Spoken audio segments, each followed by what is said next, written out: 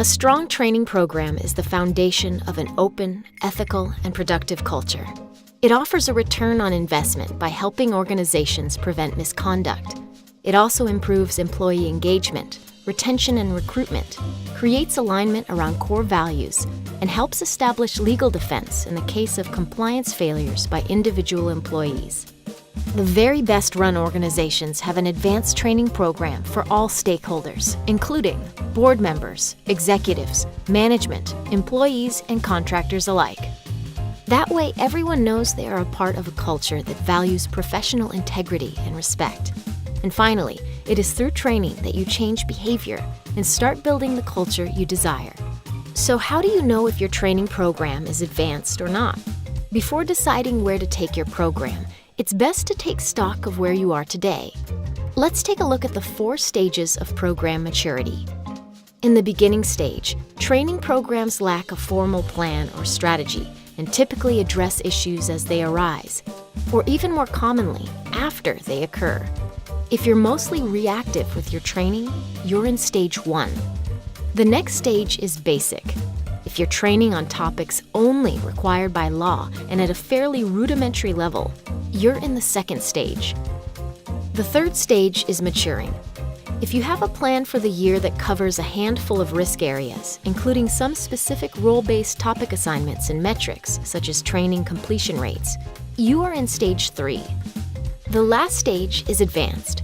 If your training consists of a multi-year training plan that covers all key risk areas with topics and instructions selected specifically for the needs of different employee groups, then you're among the training superstars.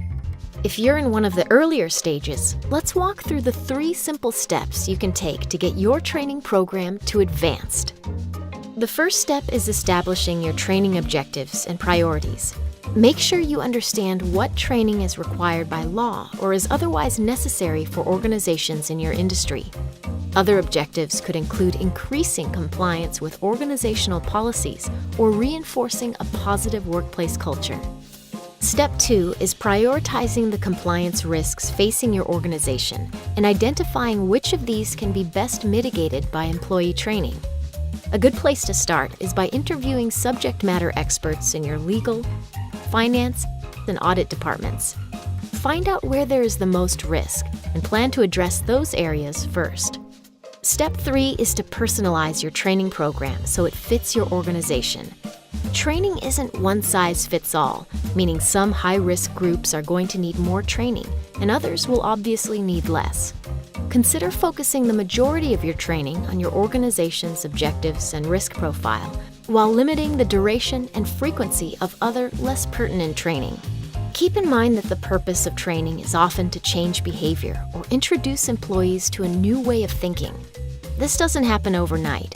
That's why truly advanced programs cover a multi-year span, recording frequent progress and improvement measurements along the way. It may seem like a lot of work, but it's worth it. In addition to supporting good behavior, effective training can also dramatically reduce the likelihood of inappropriate or even illegal behavior. For more guidance on successful training, including detailed advice on how to implement your program and measure its success, download the Definitive Guide to Ethics and Compliance Training found in the Building Your Foundation section of Compliance Next.